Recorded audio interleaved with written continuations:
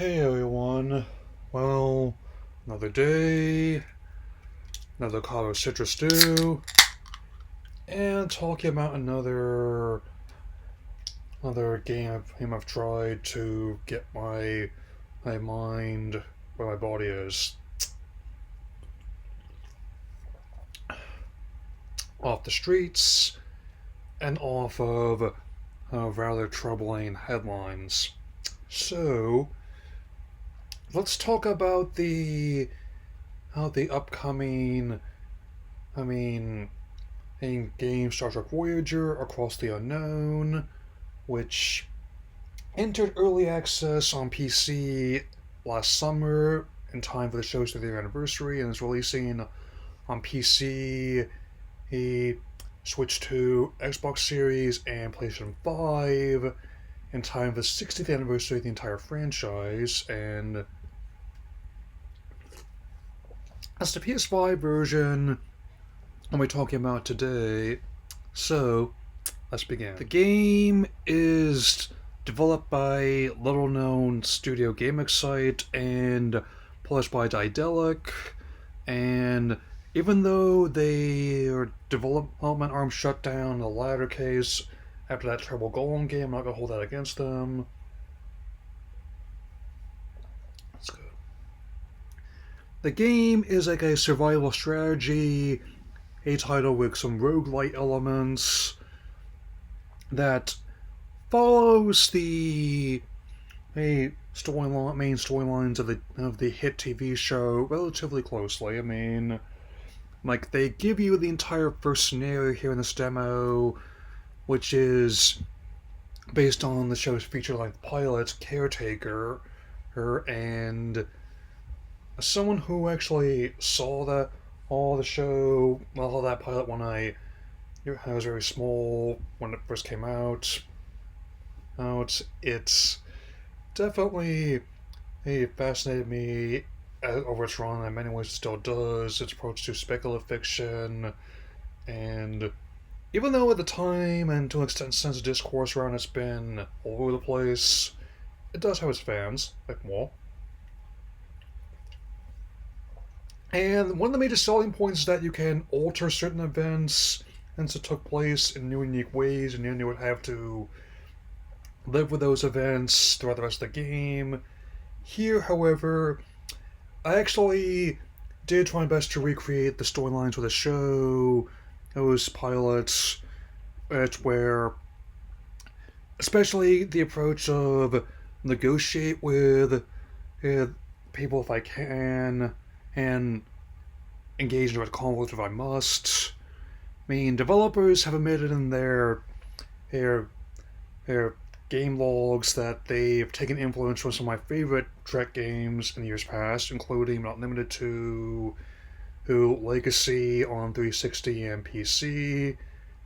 I'd very much be open to a remaster, or at the very least, a re-release on GOG or Game Pass, as the the the excellent Bridge Commander and Starfleet Academy, which I played both on PC as well as a small scale, a Starfleet Starship Bridge Simulator, which I talked about during my 32X video briefly.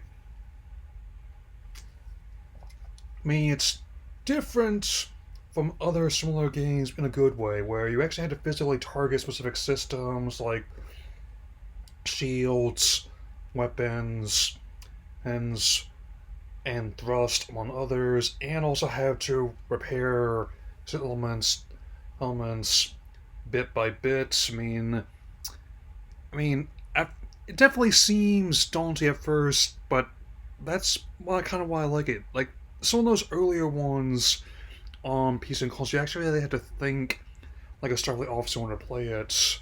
And I mean, it's also pretty impressive, so visually. Like, even though some of the scenes on Planet Surface almost play like a visual novel, oh, I am not certain if they're going to add any voiceover post-launch. But beyond that, I actually like how you can put your way to different roles, depending on what you need for any given scenario, as well as the dialogue trees. I mean, it's not as complex as something like, say, in the Mass Effect trilogy, or or anything like that, but it definitely a does a good job of showing which officer is the best for each potential scenario. Heck, even in the infamous Neelix, does have qualities that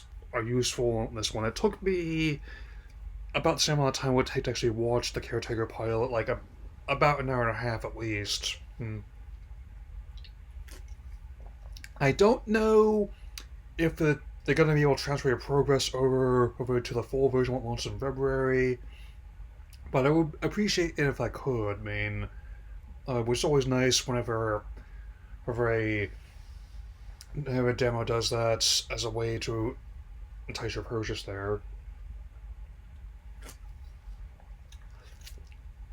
Since on my console, all the scenes of the planes in space look fantastic, especially with given how the Voyager has been one of my favorite ships in the entire franchise, and even when you pull back from getting each room and part of the ship fixed up, I'd made sure to prioritize the shield generators and the life support systems. I mean, it was mainly when I had some extra hands and materials. Where I mean, I actually like it how it looks like the ship's next overlay in the show. I mean, it was just because part of my head never mentally aged past the 90s, early 2000s, but that kind of specific kind of look and feel just does it way too much for me. So it's those kind of endorphins that seem to really sell me. It's basically, in terms of production value, what I would call a double A game. Obviously, don't have the same amount of resources or money that the likes of Sony themselves do, let alone people like Rockstar or CD Projekt. But what they do have, they make good use of. I mean, there was speculation even fairly recently that Corner Market would actually vanish, but sure enough, all it took was a bunch of developers working that sphere and a bunch of people actually buying and playing those games to prove speculators wrong. Something I always appreciate. Just like some bozo trying to judge a show on a single still image and revealing he had actually seen the show or in fact understood the entire franchise, including getting called on it by people who he actually asked for help. Shockingly, did not go well.